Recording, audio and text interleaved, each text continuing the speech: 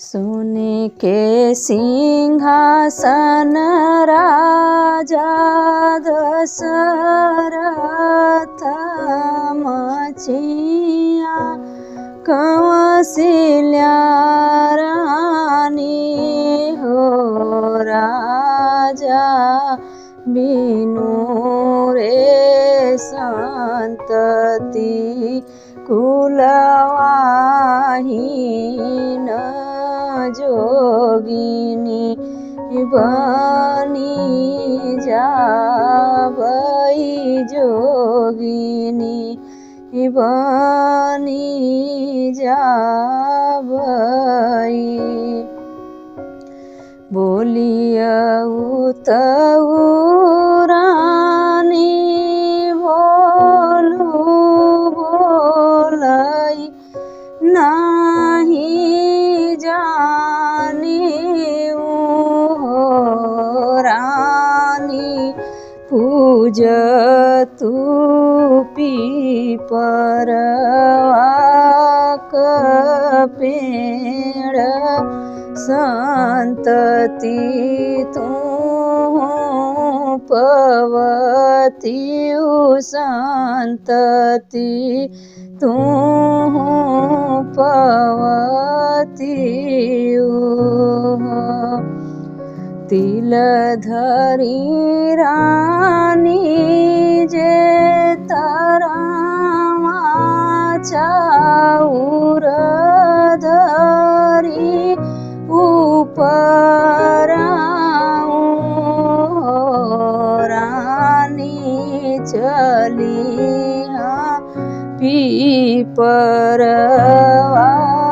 के पूजन तगरु है गर्भ से तगरु है गर्भ से नो।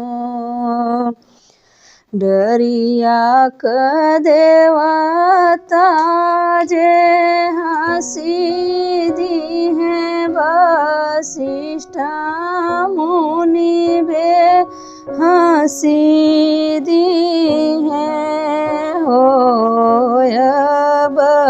बजरिया में बसे वसुदेव देखत डर लागई देखत डर लागई हो। जाऊ न हे रानी जाऊ तू अपने साहेब घर हो रानी आजू के नवाए महीना हमारा मई तोहरे होई है रामई तोहरे होई है हो।